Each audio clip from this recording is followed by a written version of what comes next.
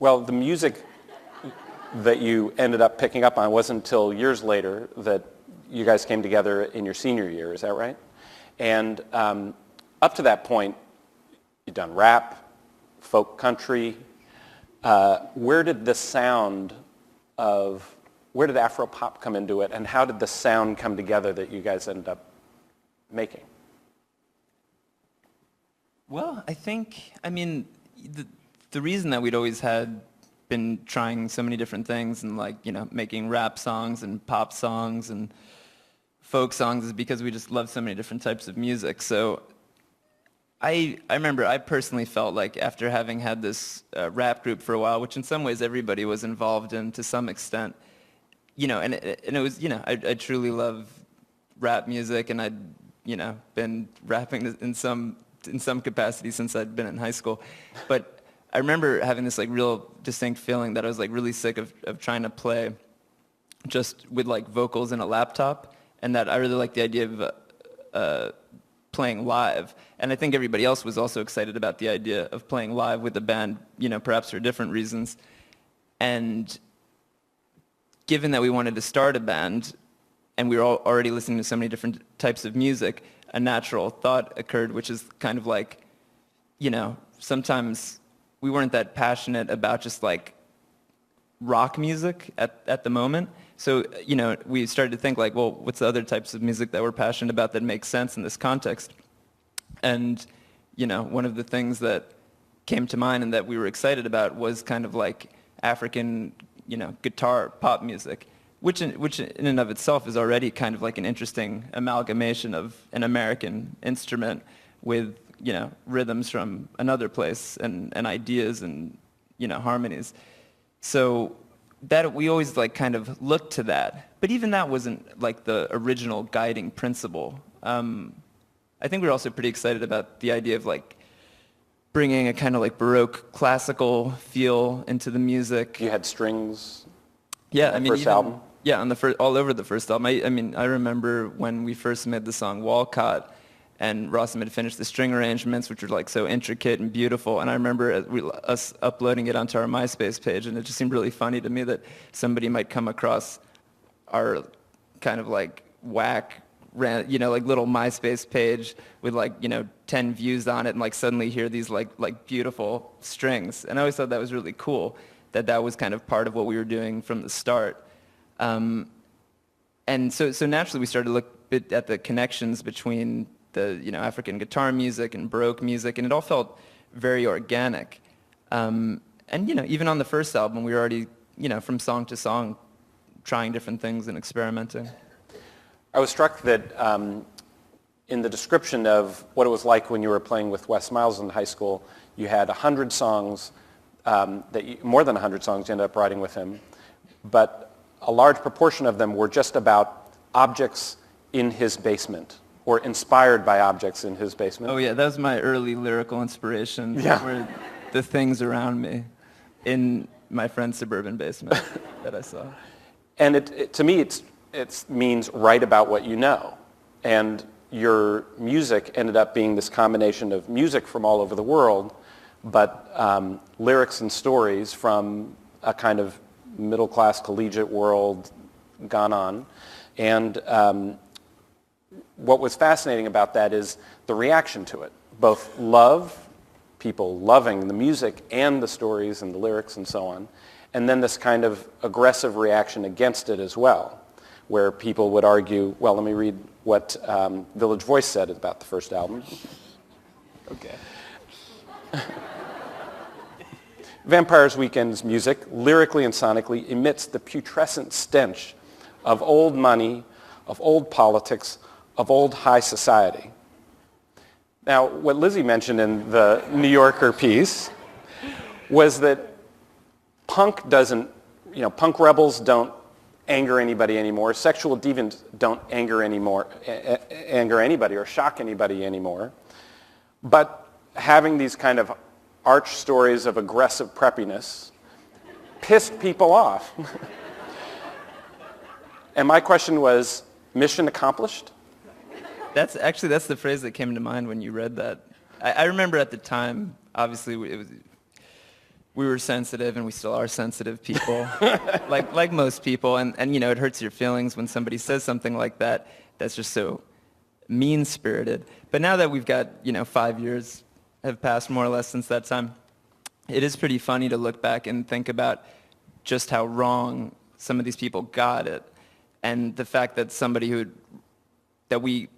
that our music, which really has nothing to do with any of that, and which I think ultimately we would hope kind of stands against, you know, whatever it was, old money, you know, Reaganomics or whatever, whatever they associate us with, then it does feel like, you know, we accomplished something that to anger, I don't know, to anger somebody like that, we certainly didn't do it on purpose, but it feels about right. You kind of want to anger people who would be so quick to make these kind of crazy value judgments based on a shirt or, you know, the college that you went to.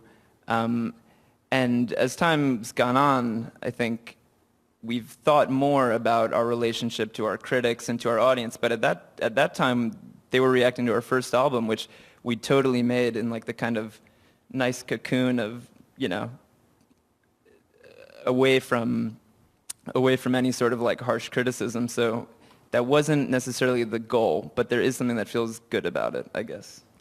The irony is the second album moved away from that, and yet, you know, it has electronic music in it. It has a mix of many different things going on that took one step away from that album. A little more widely eclectic. It's got Brazilian. It's got a polka beat in it.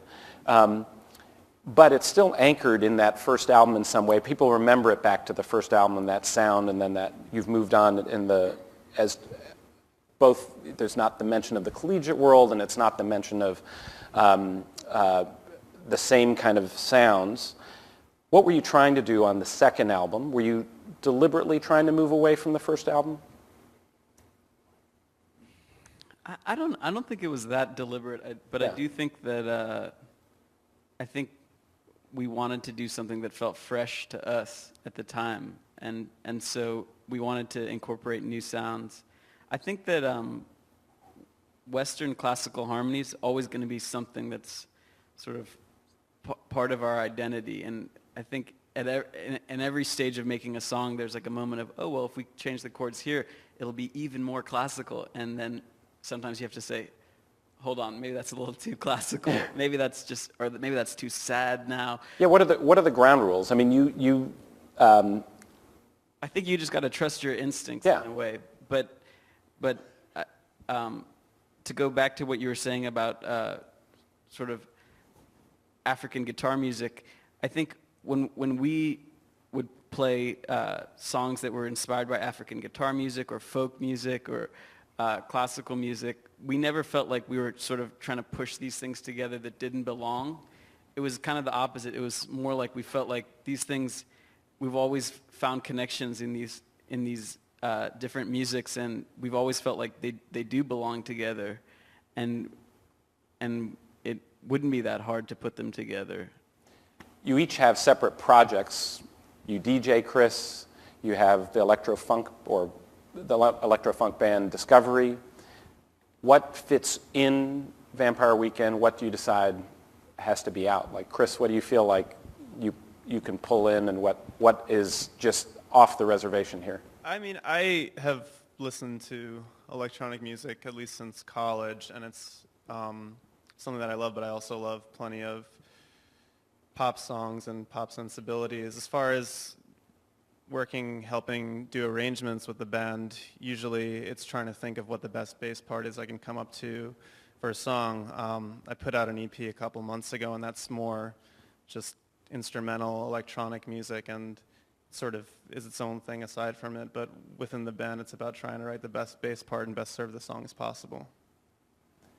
And Rostam, for you, going to do the side projects, what does that let you do? Does it bring in things to Vampire Weekend for you? Well, I tend to always be starting ideas, and it's something that I kind of can't stop doing. And Discovery actually started even before the band had come together. There were these ideas, and they were kind of just me wanting to explore pop music and pop production in a similar way to me being, in 10th grade and playing drums alone in my bedroom. It was like sort of an exploration of what was possible. Yeah. So I guess with Vampire Weekend, a lot of ideas that I have, I share with Ezra or the band, and it kind of organically becomes clear, like, what makes sense, and what's part of our world. Well, now that you are back from LA recording your third album and putting, I guess, the finishing touches on it. What are its roots? How is it different? How does it feel similar to you guys? Well, this album we've been working on for a pretty long time, which is, for us, every album's had songs that we've been kind of like sitting with for years, refining. Then there tend to be the newer ones that kind of come in towards the end, and they'll kind of work together. So we've been working on this for a long time.